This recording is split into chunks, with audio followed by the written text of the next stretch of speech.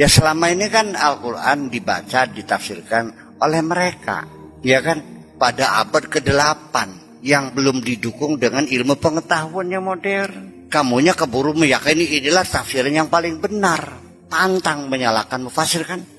Al-Quran lain, tafsir lain dong. Kalau Quran mah itu datangnya dari Allah. Supaya umat Islam paham, maka sebagian ulama yang cerdas menafsirkan Al-Quran supaya bisa dipahami oleh orang banyak. Jadi kalau tafsir karangannya siapa? Kalau Al-Quran, nabinya sendiri, Nabi Muhammad sendiri tidak menafsirkan Al-Quran. Dia Rasul kok, hanya menyampaikan. Jadi kita ini tertidur panjang. Artinya dalam ketidaksadaran kita, al-hulmu fil yaqdah, tidur dalam kesadaran. Penyakit apa namanya tuh? Jalan ke pasar belanja, terus tidur lagi. Bangun tidur, kok ini banyak buah? Dari mana sih? Apa namanya tuh? Itu penyakit. Sebetulnya dia dalam keadaan tidur. Ke pasarnya tidur, belanjanya tidur, naik becanya tidur. Ya, begitu bangun dari tidurnya, meja banyak ada buah mangga. Ini dari mana ini? Kata bantunya, kan ibu yang belanja. Nyusah tidur sih. Ada lagi orang yang dia membaca kehidupan ini dalam persepsi yang dibangun untuk dirinya sendiri. Jadi tata nilainya berlaku untuk dirinya sendiri. Sampai dia tidak pernah percaya ada orang yang hatinya baik. Insomnia. Ya, parasomnia. Namanya parasomnia. Banyak terjadi begitu. Jangan-jangan kamu di sini juga begitu nih. Kamu melakukannya, orang melihatnya kamu lagi sadar, tapi tidak, kamu sedang tertidur. Ada lagi orang yang tertidur dalam pemikiran. Ada orang ceritanya bahwa bumi ini mendatar, bumi tidak bulat, dan bumi mengelilingi matahari. Bumi ini disangka ini, begitulah ceritanya. Saya bilang, kamu lahir tahun berapa? Tahun 1990 kata dia. Saya tidak percaya. Kamu lahirnya tahun 710. Kaki kamu menginjak abad 21, tapi otak kamunya hidupnya abad ke-7. Iya. Semua fenomena hidup ditafsirkan sendiri dengan pikirannya. Termasuk orang yang bodoh yang tidak mengecap pendidikan sama sekali. Tidak tahu apa-apa. Hidupnya seperti katak dalam burung. Ya. Itu semuanya bisa Anda anggap orang tertidur semuanya. Nah, makanya bagaimana membangunkannya dengan cara yang berbeda-beda tergantung jenisnya, ya kan?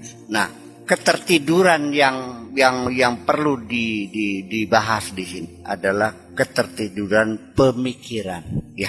Artinya orang itu tidak mampu berpikir, mungkin malas berpikir, mungkin tidak mau berpikir, mungkin takut berpikir, atau tidak boleh berpikir karena kondisi. Saya sendiri ketika hidup di tahun masa kecil, saya merasa tersiksa karena saya terbelenggu bahwa saya tidak boleh berpikir.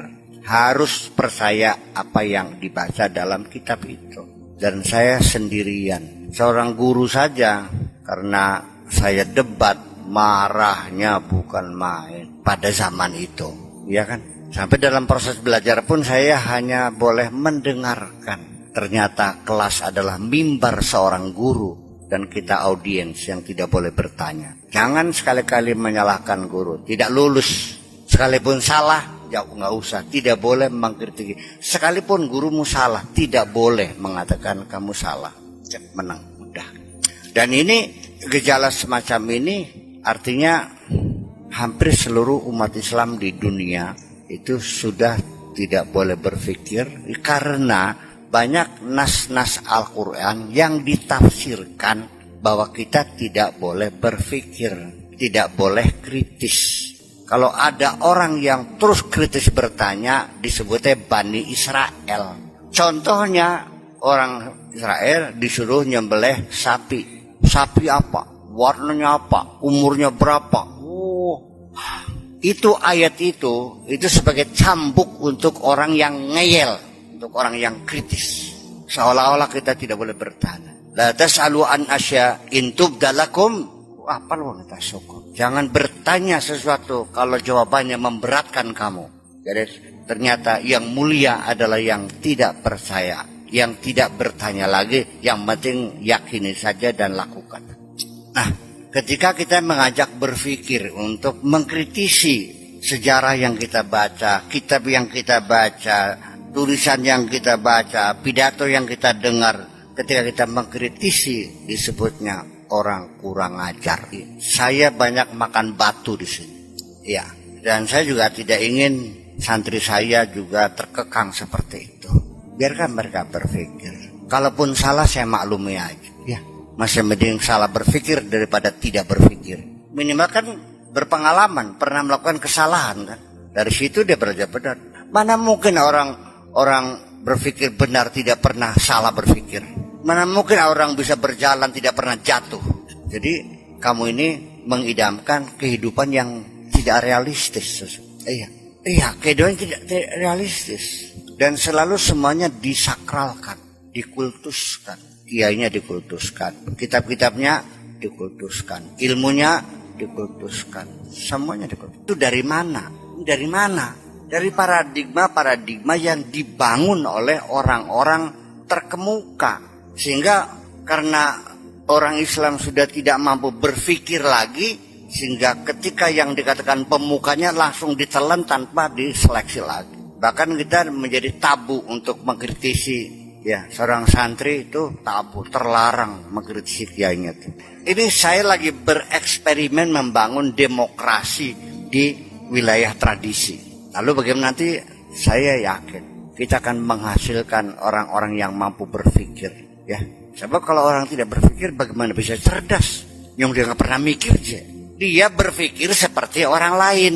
Dia tidak pernah berpikir sendiri, itu aja kok. Saya dari dulu menolak. Saya tidak mau berpikir seperti orang. Ngapain? Saya mau berpikir sendiri. Saya mau membaca sejarah sendiri. Dan saya ingin mengalaminya sendiri. Saya pengen tahu sendiri. Apa nggak boleh kita mencurigai orang lain? Nggak boleh, mutlak. Jadi memang selama ini kita dididik, artinya pendidikan agama Islam ini melalui jalur indoktrinasi, bukan membangun daya menalar. Betul nggak kira-kira?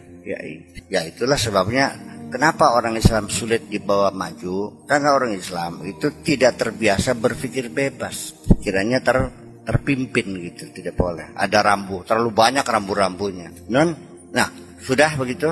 Balik saya bertanya, apakah Anda punya pikiran bagaimana membangunkan orang yang tidur sekian lama itu? Resikonya tinggi.